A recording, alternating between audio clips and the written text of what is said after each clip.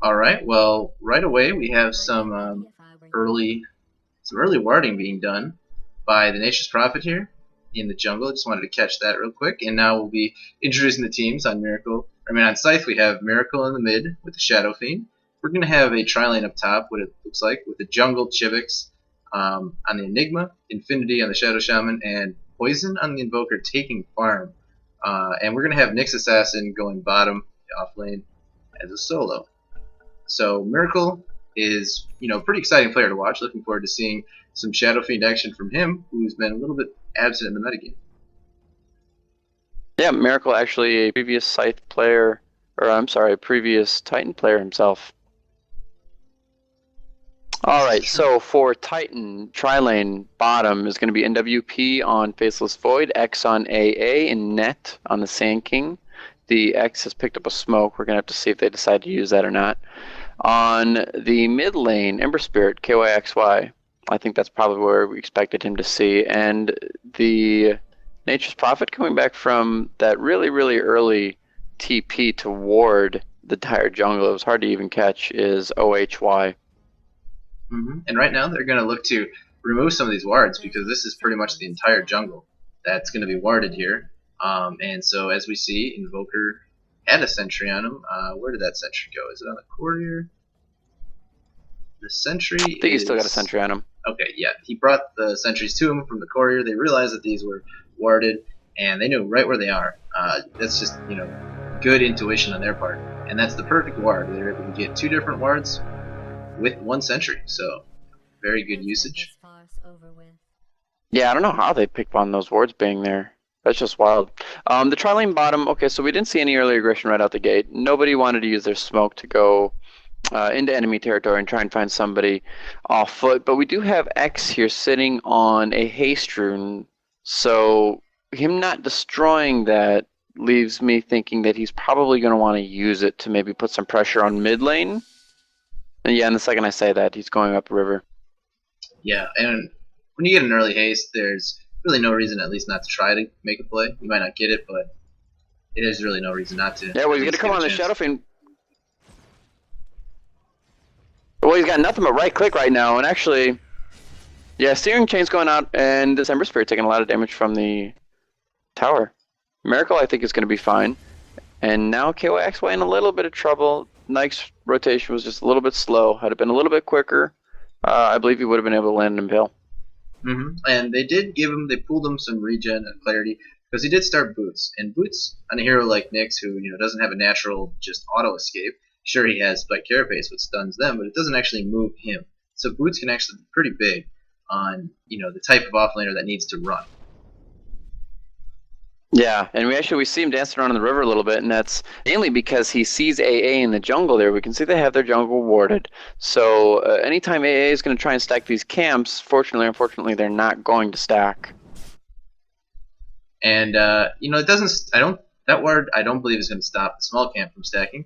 But I think he feels like he can just go and soak up some experience by sitting behind the trees, which will give him a little bit of bonus experience because he's going to have a tough time getting in lane. Oh, smart man. Yeah, we can see Net's kind of doing the fancy dancy pull where you eat one of the trees and you pull the lane all the way through both camps. Mid lane, there are 3 heroes for the Radiant mid lane. Miracle's going to have to run behind the trees. Again, Nyx Assassin rotating mid to give him a little bit of support. The Sand King picking up the rune, getting a double damage. Yeah, and that's really, as an off-lane player myself, I know that you are actually keeping their supports from getting levels when you sit there and soak up experience from the pull. As you can see, Nyx hasn't really done anything, but yet he's a higher level than both supports on the Radiant side. Yeah, it's wild to see that. I don't think I've seen that in a game yet. It's the type of thing that kind of happens. Surprising. It happens in a lot of games. Yeah. It's just not really easy to catch. You don't really know what's happening because it's a subtle thing. Yeah, you got to be paying attention to those little numbers. Of course, these people are pros. We do have the Enigma in the jungle. He went ahead and got his first point in Demonic Conversion. He does have 1 point in Malphus, so I believe with 1 more point in there, he could become a threat. But the issue here is, for Titan's long lane, this Invoker is just soloing this top. I'm not quite sure where their long lane is, or even if they have one at this point. Yeah, when you run a Furion or Nature's Prophet in the off lane, it's pretty common for him to have to go and kind of jungle a little bit. Comes back to defend the tower, but a lot of the time he's in the jungle just getting his own experience levels because it's very hard for him to go and push up to their tower. If you're properly denying, you're going to keep your creeps near your tower, and that's just too vulnerable for him. He's going to die if he pushes up that Yeah. far. Well, speaking of which, Furion's still only level 2 against this Invoker, who's now getting closer to level 5. We still haven't seen First Blood yet. If I had to guess where it's going to occur, I think it's going to happen mid, because both these top and bottom lanes are pretty much just having free reign. This Faceless Void and this Invoker, who I believe is, well, they're playing Quaswex, but a Quaswex solo lane Invoker. How do you feel about that? A Quaswex Invoker getting farm. It's very unique in that I think they're going to push down this tower really quickly and then leave the lane. Just give that lane to anybody who needs a little bit of golden experience. Could be the Nyx, could be the Shadow Shaman, could even be the Enigma. Maybe the Enigma wants to get a Blink Dagger, maybe he's going for BKB, something like that. You know, it's an interesting position because it kind of gives you a lot more liberty in the mid game. You're not constantly giving that golden experience to one person. So I think that's what they're going to do with it. Yeah, I'm actually surprised how passive this game is. Like I mentioned before, if anybody's at risk, it's these mid laners. Faceless Void, I think he's probably seen Nyx Assassin 2 or 3 times this game in lane. Along with the Invoker, I don't even know if the Invoker has seen the Nature's Prophet. Yeah, and I think what Scythe's really going for right now is a timing window. They saying, we'll give you some gold early, Faceless. You might go a Midas, you might go something like that, but we're going to hit you extremely hard at the right time, and your farm is just going to drop. You're not going to get anything at that point. Yeah, and speaking of mid lane, we had ONYX and KOXY putting a little bit of pressure on this mid tower. They actually haven't done much damage to the tower itself, but Miracle not really scared. He does have a little bit of support from Nyx Assassin, but he certainly hasn't been put in a position where First Blood was going to occur. Yeah, and I think he feels a little comfortable with that belt of strength, but then again... an Ice Vortex coming down. A Searing Change, and now finally there goes First Blood to the Ember Spirit. That happened quicker than I could cast it. Yeah, and maybe he didn't realize how many points were in Flame Guard. Maybe he thought he had a lot more points in Sleight of Fist, because level 1 Flame Guard only does 30 damage per second, but that was a 50 damage per second Flame Guard coming out, so it was pretty potent. Yeah, that was a lot of damage, and actually I think that Ice Vortex was really big in being able to secure that kill. I think he also knew that the AA was there, but maybe because he felt that Nyx Assassin was nearby, he didn't have anything to worry about? Yeah, I'm not really sure exactly what it is. And another thing about him not realizing there was that many points in Flame Guard, maybe he thought he could just pop it off with one raise, because a level 1 Flame Guard is only 50 magic damage, and it'll just die right away. And that's what most pro mids are doing this Ember, is running 1 point Flame Guard. Oh, here we go, another Ice Vortex. Furion coming in. It looks like there's going to be another kill mid, and this Shadow Fiend dropping again to a Searing Chains and an Ice Vortex. Yeah, it's a lot of magic damage coming out, and that Ice Vortex just doing work, giving 20% more or less resistance. So that all that magic damage is just doing a lot more. Yeah, and this actually looking like a really rough for Miracle. He's not even pushing out that aggressively. He's really only short range from his tower. It's just that once that Ice Vortex goes onto the high ground, which I assume gives vision of the high ground. Am I right in assuming that? Yeah, it's a very small radius. It's basically just a circle, but it does give vision in that circle. Yeah, and certainly if they have a creep on high ground, and actually, forget the vision of the Ice Vortex, they have a ward on that high ground. So KYXY is able to land a Searing Chains and target Shadow Fiend before he even gets to high ground. That's very true.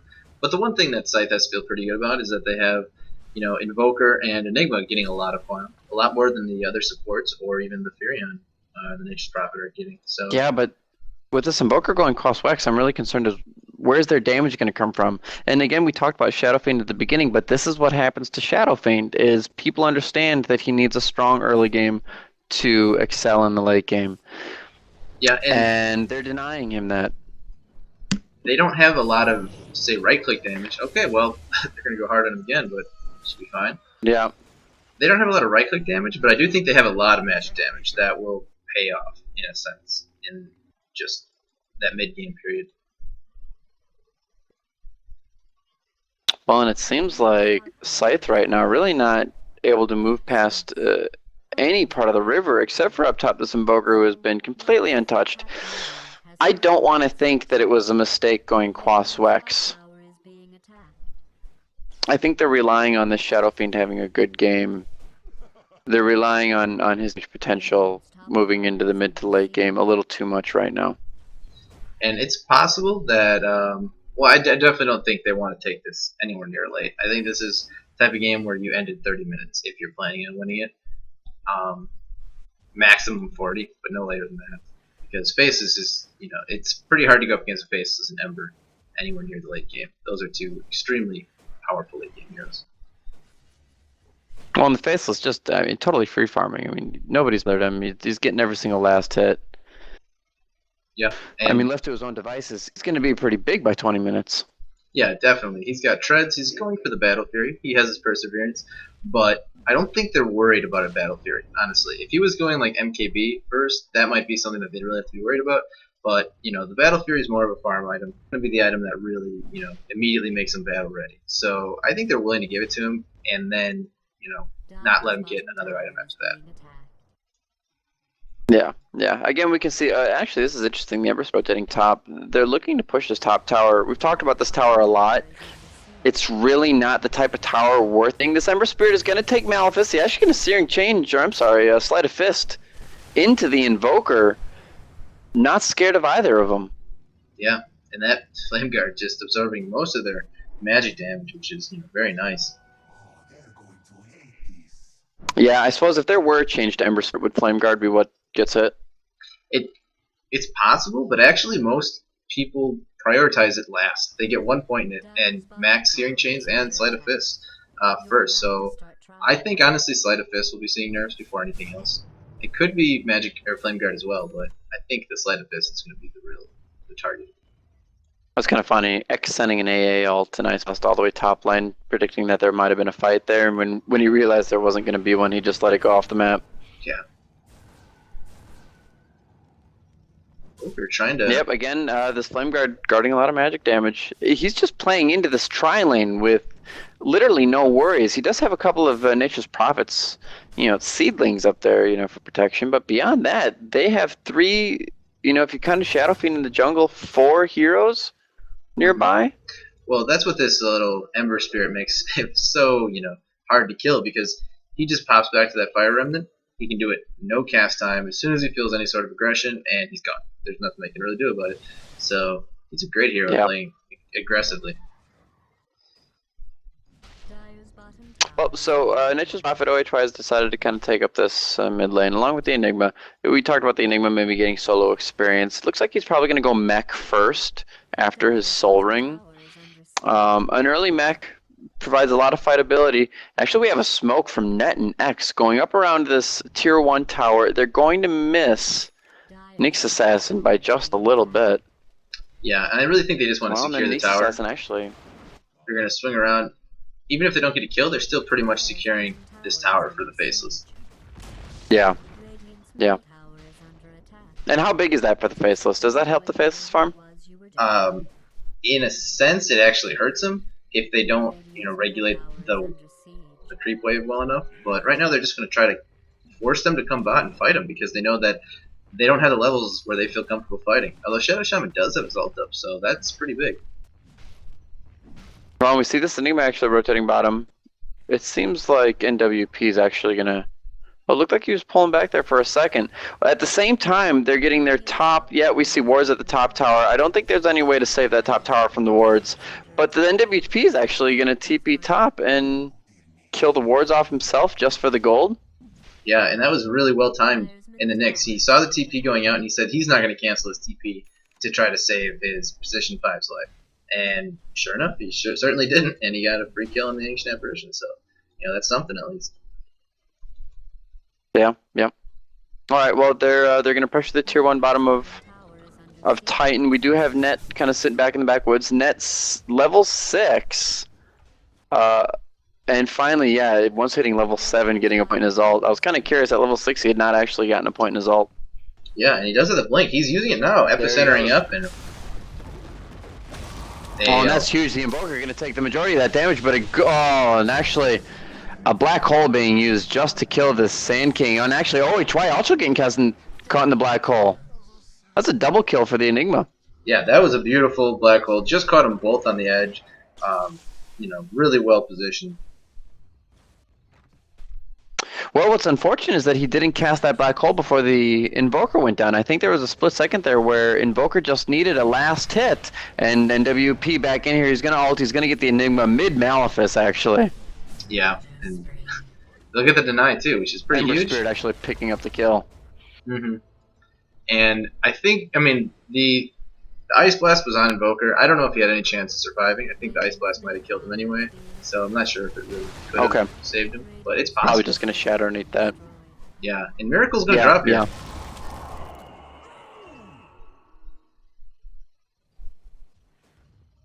We see double damage bottom river. Seems like Ember Spirit's going to pick that up. They were able to push down that bottom tower, but like you said, they got to deny. And at this stage of the game, when you're behind in kills, that's a pretty big deal. Yeah, it really is. That's, I think, about 600 gold for your whole team that you miss out on, combined, I'm saying. So definitely hurts. And let's take a look at the gold graph and see. It did kind of jump down back at Scythe, but there was a huge lead going to Titan. And so they're at a very even spot right now, actually pretty close to 0, which is surprising. But I think the experience graph is probably going to be a little different. And the experience graph is going the way of Scythe, but it did come closer to 0 as well. So. Yeah, and a tornado coming in there and actually almost canceling the TP of Ember Spirit, getting out there just in time, but he is going to Fire Remnant all the way back into the fight. I guess they want to fight underneath this tier 1 tower. Nyx Assassin going down. Ember Spirit getting pretty close. He's going to use his wand charges and probably going to... Oh, this is interesting. Yeah, well, that was what a juke. Yeah, well played on his part. He kind of forced the Invoker to go uphill with him. Excuse me, go uphill with him, and then bumps back down. I keep forgetting what his ult's called. Fire Remnant. That's so hard to say when you're casting a fight and he's gonna Fire Remnant back. You just want to say he dives back. Yeah, for certain. I mean, it is kind of a juke thing, so maybe he dashes or whatever you want to say, but Fire Remnant is the technical. Well, it certainly was there. Mm-hmm. Yeah, I thought he was out for the count, but his ability to dive back to that Fire Remnant actually saved him. He's going to dive all the way back to mid lane. This is one of the things that people love about playing Ember Spirit is that you can go home, but if you leave a Fire Remnant out in the middle of the map, you can get back to it. Yeah, and more or less instantly. And Faceless does have his Battle Fury online with 1,500 gold to spare, so we'll see what he picks up next. I think you could see something like an MKB, but also a BKB wouldn't be bad because they do have so many ways, so many disables. Even though he has Chronosphere up, if he doesn't catch Shadow Shaman, he could get hexed, he could get shackled, he could get tornadoed. You could get Spike Carapace even if the Nyx pops it before the Chronosphere. So even in a Chronosphere, there's a lot that can stop you. Yeah, and saying they don't want to take this late game, I believe you, but we see a that was a really big voice crack. We see a hand of Midas on Shadow Fiend. That certainly means they want to take it at least past mid game. A Treant actually going to spot out that they're trying to do Roche here, but the wards are down, so they're kind of committing to this. Yeah. At the same time, Titan is going to push this mid tower. A huge Ice Blast coming down on Shadow Fiend. Shadow Fiend might shatter under, and this Nyx Assassin is going to shatter. That's 1 kill going to the AA. But the whole time this Invoker is just working on this Roche, but there are 4 heroes from Titan moving in on him. Yeah, and oof, man, this is so back and forth. I'm not sure who's going to come out ahead. The Faceless is just trying to take down. Well, there's a big black hole actually trying to keep the Faceless from finishing off Roche, but at the same time they have Ember Spirit in the background. Roche is going to fall. Shadow Fiend's going to pick up the Aegis. Ember Spirit's probably going to fall here. Yeah, he didn't have any mana. He did pop a wand, but I don't think it's going to be enough. Oh. And that final Sleight of Fist actually almost taking out that Enigma. I'm actually surprised all 5 heroes. Was there a buyback? There was no buyback there. How are all 5 heroes for Scythe still alive? Yeah, it was a really fortunate Invis rune popped by the Shadow Fiend who had it bottled, so he was able to kind of disengage and come back into the fight, which was very advantageous for the team. Luckily he had that ready. Well, yeah, we know Nyx Assassin died. Nyx Assassin shattered to the AA. Let me check. Does Nyx Assassin have buyback available? He Let's take a look does. here. Yeah, he does. He didn't buy back.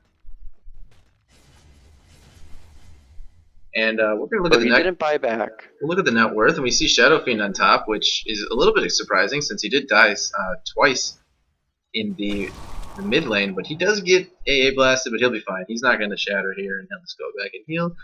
But we're talking about the Hand of Midas on Shadow Fiend, and it's true. It's Hand of Midas is an item that you're not generally going to take if you're going for the early game, but at the same time, Shadow Fiend synergizes with attack speed probably better than any other hero in the game because he gets that 60 or 72 damage from his Necromastery automatically, and so attack speed just makes that better. So you can kind of get it on him and have it still be very useful in the early game stages and kind of secure that mid game as well. Yeah, I'm distracted. I'm watching this Nyx Assassin just fight it out with a Treant. These Treants, what do they give? 15 gold? Yeah, I think it's 18, something like that. Not a lot. Okay. OHY obviously just going to use this little Treant to get as much information as he can. Okay, Scythe going into the Enigma, and an Ice Blast going to follow it up. He is going to get hit by the Ice Blast. I don't think it's going to be able to put him into Shadow range. However, this Burrow Strike is definitely going to put him into Shadow range. And King did put himself out of risk. A big Void Alt going down. And actually, yeah, this... Oh, yeah, and another huge Sleight of Fist actually taking out the Shadow Shaman. Faceless Void NWP actually acting like he didn't want any more of that fight. He kind of engaged, started hitting the Shadow Shaman, and then started to run away. I don't know whether he was purposely leaving that kill for the Ember. Yeah, I'm not exactly sure, but it works out for Titan there, getting 2 kills, and I think he was just a little bit scared of the Shadow Fiend putting on some right clicks and both getting a couple of CC spells on him. And what I'm wondering right now is we see a Staff of Wizardry coming out in the Invoker. I'm wondering if that's going to be an Ognims or if that's going to be an Orchid. And actually, no, that couldn't be an Orchid. That doesn't go into Orchid. It's probably an Ools. That's probably what it is. Solves that question. Yeah. Alright, well, an EMP Tornado combo coming out on this Faceless Void. He's going to time walk away. He did get Malifest, however, so he's going to be slowed down a little bit, picking up an invisibility and walking right back into him. Yeah, I'm kind of surprised at how he had though. mana, because that EMP should have just obliterated his mana pool. That's what 475 mana drained. I don't know how he still had mana left after that. He doesn't have a wand, so I think he might have backtracked. And I guess backtrack might not make you take mana burn. Yeah. I'm kind of confused. Yeah. Well, you can backtrack the damage from what is the it's I can't find the word, the Lion Stun. Impale. You can actually backtrack any form of damage in the game, not the CC from it, but the damage. Exactly. Exactly. You still get the CC, but the damage is backtracked. Yeah, but I would be surprised. I would have figured that the mana burn would still go off. I can understand the damage not applying, but it doesn't burn mana. Split Earth. Oh, okay, well this is an Aegis gone, and this might actually be a dead Shadow Fiend too. There goes the Void Alt, but actually getting lifted up by a Tornado, so he's not going to be able to focus on Shadow Fiend. Shadow Fiend might be able to live through this. Ember Spirit going down, Sand King going down, Enigma being hit by... Well, no, Enigma's going to make it out. Yeah, and that was a really nice black hole, catching Ember Spirit and Sand King there, which just completely stopped them from really doing anything. Sand King didn't even get a chance to ult there. Yeah, that was huge. And both X and NWP are sent away with their Yo No Mana. That was a good EMP, good follow-up. So now Scythe is going to follow this up by pushing the Tier 2 top tower. They have the Invoker, of whom I think we're really starting to see the utility of right now. I want to say that he's going to go an Augments because he's picked up his first point in Exhort. And it's definitely possible, but actually he's getting the Ools. Like I had mentioned before, I think, it's just such a good item. Yeah. It's just such a good item against Faceless. And that's why you see Faceless here. He is picking up that BKB that we talked about earlier, because he knows that there's just so much CC that's going to stop him from doing much. Yeah, that was a good look catching that recipe there. Yeah, the Yules, Faceless can ult, and you can pick up the Faceless. Also, if you're getting focused, you can pick yourself up, cause the person to have to change their target. So, and then it comes with great mana regen. So, I think for utility Invoker, it is a very good item. Yeah, and another thing about it is it gives flat move speed. 40 flat move speed, which scales with Wex, so I mean, this Invoker is just going to be pretty much flying around the map. I think with Phase Boots, he'll be at 100% max move speed, which is 522. Yeah, a literal race car. Mhm. Okay, well, we see 3 heroes from Titan smoked up. They're going to be moving into Scythe's jungle. The question is, are they going to be able to find the Shadow Fiend? The Shadow Fiend's still just an Ice Blast. Yeah, Burrow Strike, Ice Blast, and actually the Sand King using his ult there as well. Yeah. But they're going to try and re-engage on this. They're going to catch and chicken the Ember Spirit. KYXY might be in a little bit of trouble here. Held. Yep, this Invoker's going to be able to finish him off, I believe. But now the dive back to a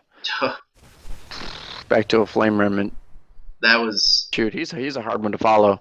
He's a hard one to take down, a hard one to follow. He's just a hard hero, and I think that's why we'll probably be seeing some nerfs at some point because his presence in the game is just so intense. Yeah, well, the fact that they can dive that deep into Scythe territory and get a kill on a Shadow Fiend that honestly wasn't paying a lot of attention. He was in the jungle alone. He was just trying to get a little bit more farm. Certainly he needs to get the farm, but you have to expect these sort of things are going to happen when you don't have any vision of anybody on the map. But the fact that they can go and do that and still get out after having been focused by so many heroes from Scythe, it's a little bit unbelievable. Yeah, it's pretty crazy. And actually, Nyx walks up and gets hit by a creep here, so he'll know that there's a sentry ward here. He knows that if he wants to kind of make a play with his ultimate, he can't do it through the lane. So he just kind of sneaks around and actually kill that ward. It must have been in tower range because I don't. They didn't Well, drop a and here's a sentry. question. Well, they have a gem. Well, if they didn't see the Faceless Void, they do now. So here goes a big Ice Blast. I think Faceless actually trying to plant a Chronosphere underneath that Ice Blast. Yeah. It didn't quite line up. Invoker kind of pulled back. And Shadowfiend's Good to not with see him him. planning that out, though. That's kind of a nice combo. Yeah, Shadowfiend's not with him, so I think that they're not Yeah, but actually going to try to make a huge play here. But if they can catch this Faceless alone, they definitely will. this Faceless in a lot of trouble. Yeah, just surrounded by absolutely everybody. Yeah. And that's a great Really, pickup. no chance there. Yeah, it really is. They didn't have a ward in the jungle. They didn't have a ward in the upper part of that top river. So Faceless was just pushing into that wave with, literally no information whatsoever.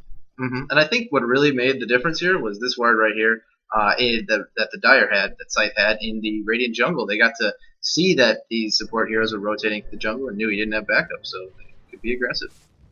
Yeah. Well, and here they go. They're going to put a little bit of hurt on this top tier 3 tower.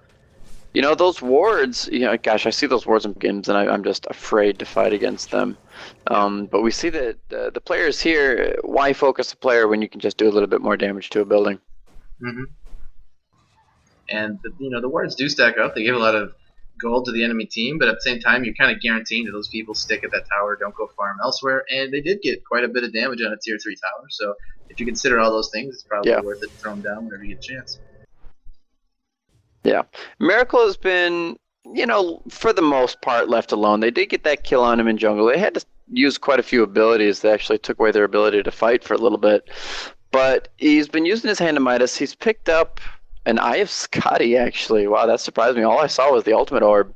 And then sure enough comes the courier and a finished Eye of Scotty. That's pretty big.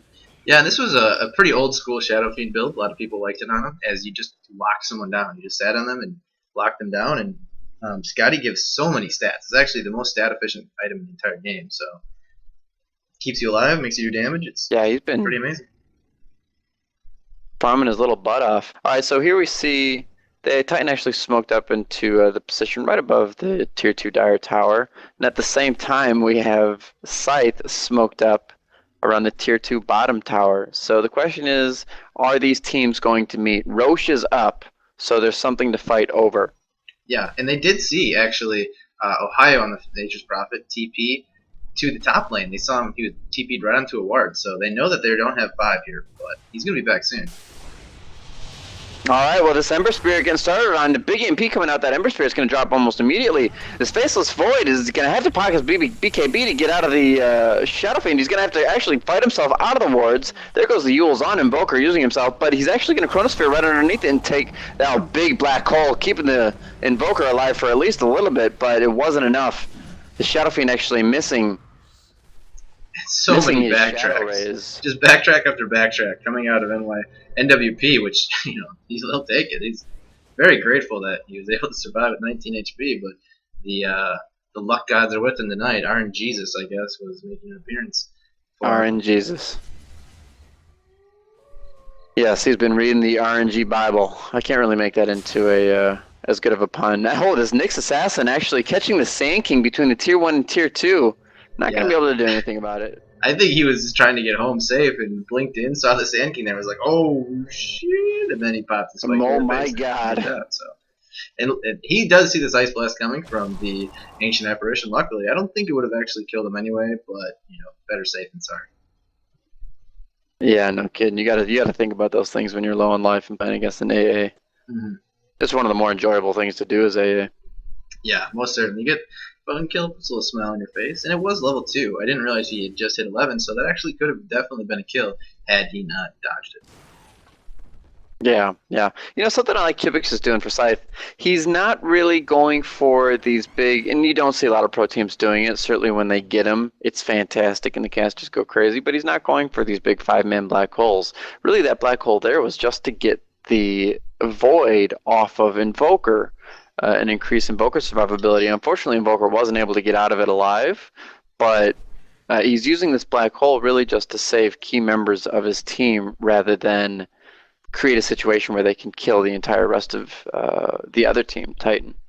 Yeah, and that's true. And that's exactly what he needs to do here. There's high priority targets and there's not as high priority targets. He's always managing to get the ones that matter.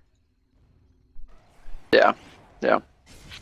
Well, what do you think is going to happen from here on out? We see that the Shadow Fiend has got his Scotty and his BKB. Still 10 charges on the BKB. We've only seen one BKB pop, I think, from Faceless. He might be the only hero right now that has popped a BKB. Yeah. I think they're going to fight over Roche here. Yeah, I think it's very likely. I think every team has pretty much everything up except for Enigma not having Black Hole up. So, that's definitely a disadvantage for Scythe.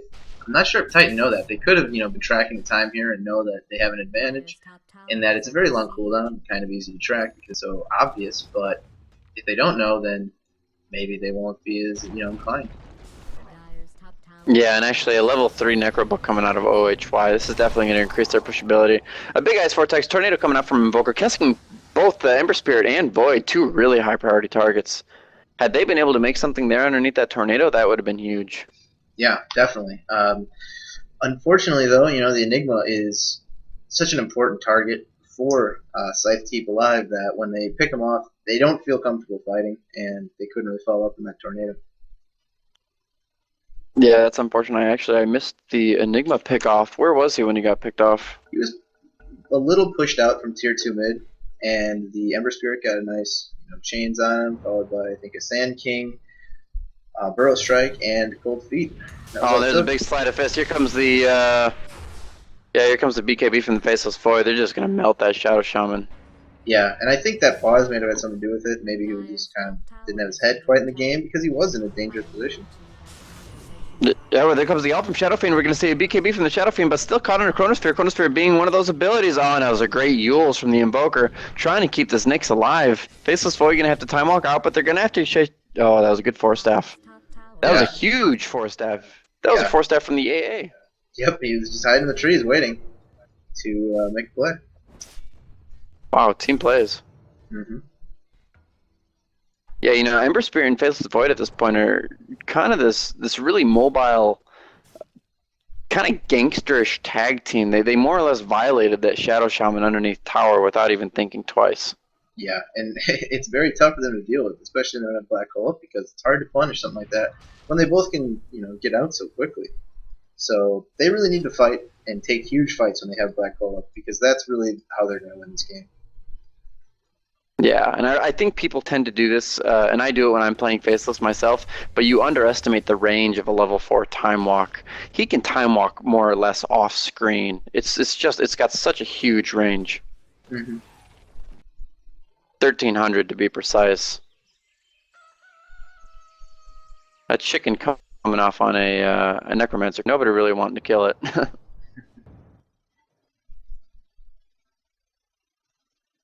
Well, nobody's taken. We do have a Fire Remnant Roche, but nobody's really setting up in a position to fight it. OHY playing the Nature's Prophet doesn't really even need to be there. He's doing his job. He's pushing top. He's going to pull back, if only because he doesn't know the position.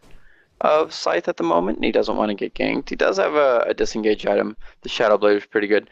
Speaking of the Shadow Blade, I don't actually see... I see dust on the Nyx Assassin, and I think that's what they're going to try and do. They're going to go rotate top to see if they can catch Nature's Prophet, but like we mentioned earlier, he's already out of there. Yeah. And actually, just for safety, going back into the back trees to TP.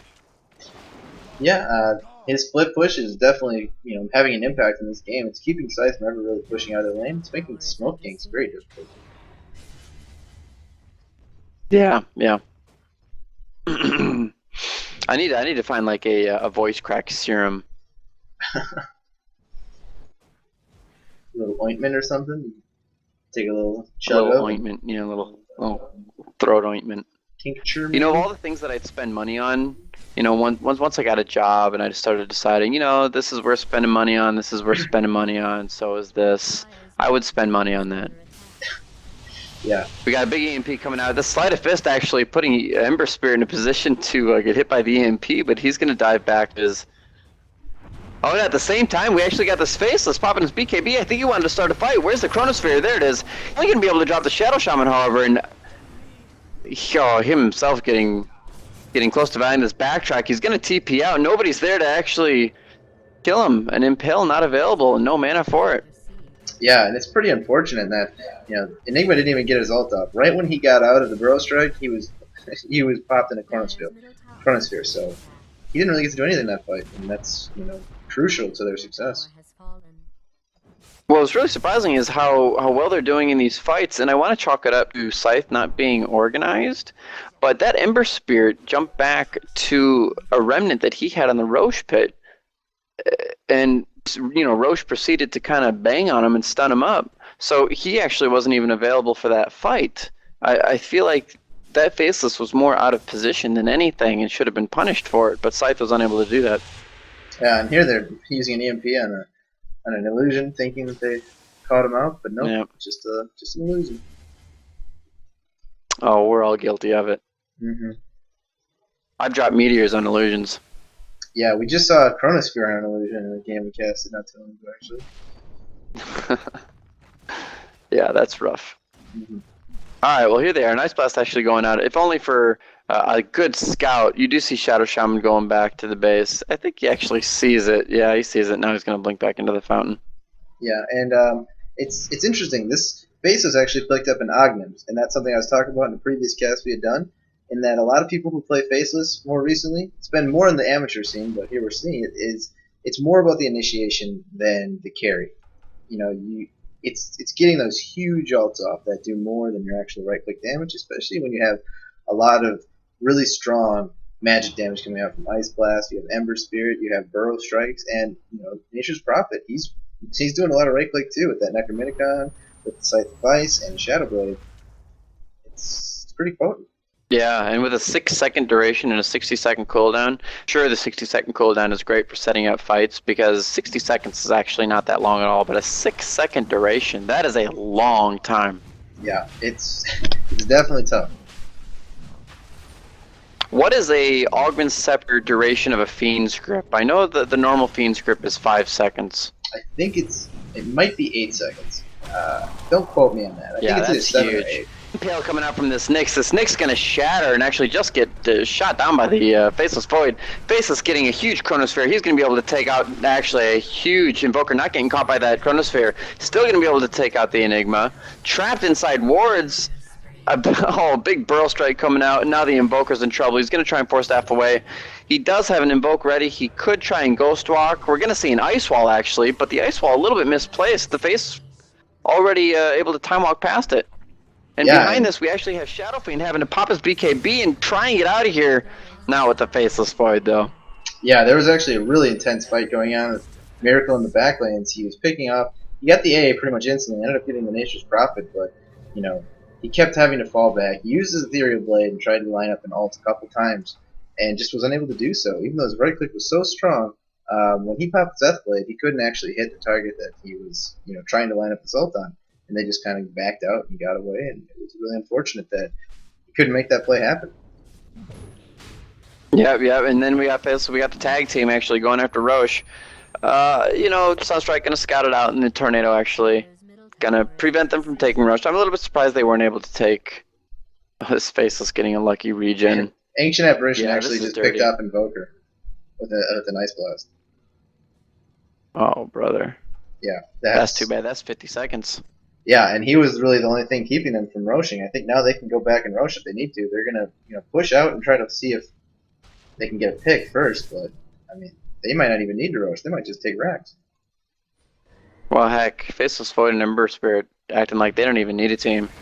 Yeah, Yep, so they're going to go back to Roche with just the Faceless and just the AA. Certainly, oh, there go Ember. He's going to jump back to the Remnant that he had in the pit. They're going to be able to take this out, no problem.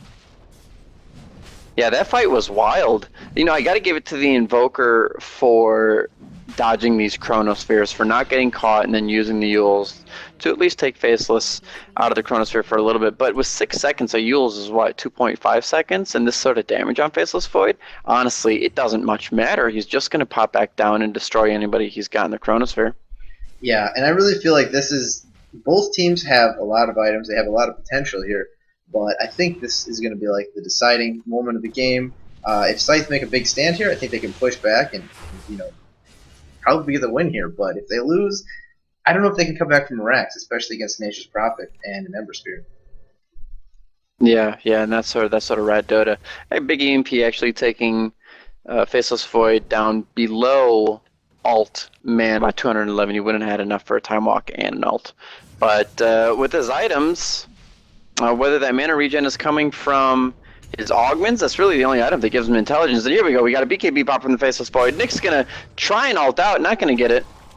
Yeah, and when Faces Void pops BKB, he can't be stunned by Spike Carapace, so he was just able to right click him down. And Yeah.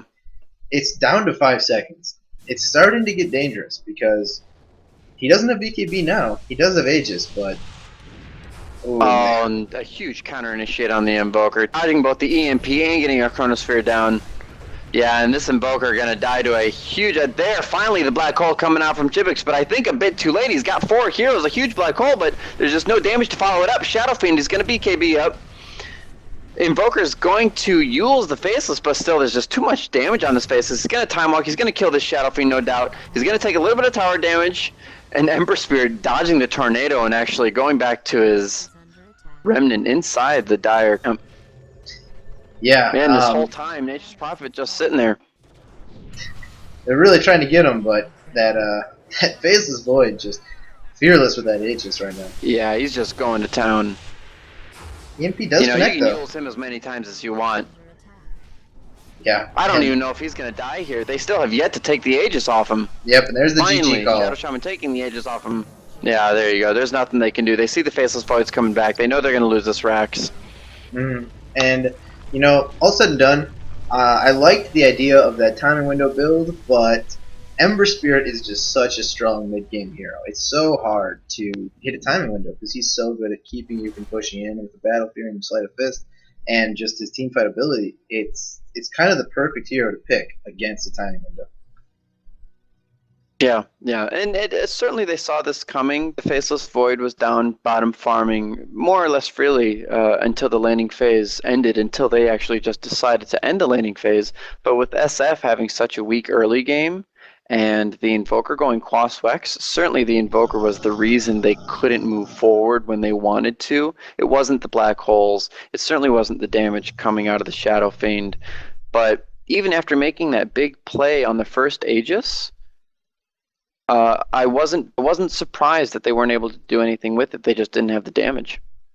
Yeah, that's true.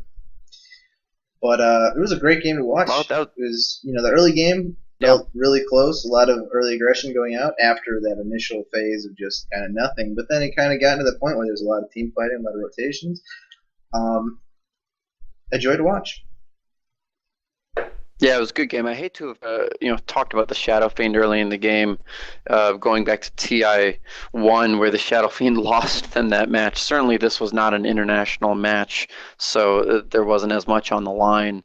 But Shadow Fiend's a risky pick. I just think there are a lot of teams that avoid making picks like that because sure, you can win big with a risk, but a lot of successful teams, they're not making bets. They're just sure things. Yeah, and that's true. Also, I think that the Shadow Fiend actually did pretty well for himself. He was doing pretty well in team fights, zoning out people, The last team fight, I think he forced a 3v1 for most of the time. So if his team was able to win a 4v2, I think they could have won that team fight. Unfortunately for them, the Ember Spirit and the Faceless were pretty much enough to hold down 4 heroes that entire time. And the Shadow Fiend did get 2 kills, but when his whole team was at the end of it, the 3 heroes left in the pool just came in and kind of finished them off.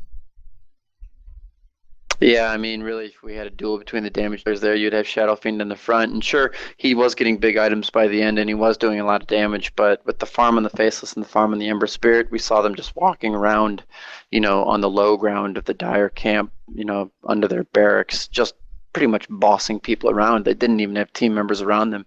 Mm-hmm. And he did go Blade, which is kind of, I don't want to say unusual, but it's definitely like kind of a Wombo-y build, I want to say. It's kind of the type of build where you're going for that really hard burst kill. Whereas if he had a lot more line, I think he would have went with a safer item next, like Butterfly, which would keep him alive against the Ember Spirit. He'd have a chance to dodge Sleight of Fist, have a chance to dodge all these hits coming out of Faceless Void, as the Faceless didn't even build an MKB. So, Yeah. and this type of match, they're probably trying things out. They're trying to figure out what works and what doesn't work, and maybe they learned something. Yep. Well, good game. Yeah, good game. And thanks for anyone who tuned in to watch it with us. Otherwise, the VOD will be up on YouTube and Twitch. Yeah, I promise less voice cracks.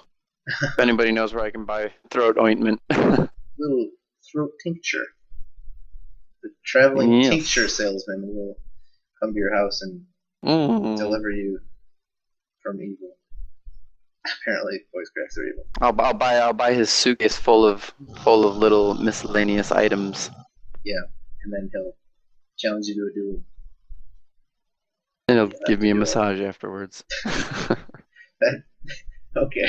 Give me a sexy massage. Dual massage? I think one of you is going to be dead, so it's going to be kind of an interesting massage. In my dreams. That should be a Dota 2 ability. Somebody should give a sexy massage. Sexy massage. That kind of, well, I was going to say Bane kind of does that with Fiend's Grip. He's got a nice Fiend's Grip. Bane does kind of give a sexy massage. Yeah, it's kind of gooey and black, but sure. I was thinking something similar. I was watching a game today and I saw a Fiend's Grip and I thought, holy shit. It's not even just the animation of the Fiend's Grip, it's the animation of Bane while he's channeling it. Yeah, he's like, he's so into it. Yeah, for sure. I guess Pudge also kind of, he hooks you to him and he kind of massages you. He does that kind of like massage that your uncle does to you. Your uncle kind of pulls you up and he's like, hey, how you doing? He kind of like rubs your shoulders and you're like, oh, what are you doing? That's basically what Pudge is all this. Do you die from the awkwardness? Yeah. You're like, come on, Uncle Pudge. Oh, not in front of my girlfriend. Yeah. And Quap is sitting there like, weird. They need to, that should be a one of those Dota 2 comics. In front of Crystal Maiden, the Crystal Maiden girlfriend. Yeah. And this is my uncle. This isn't weird at all. He's like, don't worry, this isn't weird. We're family. You're getting some muscles going there. You're like, oh my god, kill me now. Oh, brother. The worst part is it's under tower, too. Yeah. Yeah, I'm gonna have to remember the Fiend's Grip or the Bane sexy massage, the uncle massage. Those will go good. Those will roll over good during a cast. All right, well, I'm going to bring down the stream now. Thanks, anyone who was watching with us. We had a great time casting it and, checking out the game. Yep, and if you're just showing up, sorry, there will be a VOD below, so you can check out the cast there if interested. And if you feel like, checking in, catching what we're up to again, we're always open to being followed. It's always a fun time. Always open to that. Yeah. We're always willing to accept follows. That's something I usually don't just go around and say, hey, anybody wants to follow me, come on, let's go. Yo, brother. All right, yeah, good cast was fun.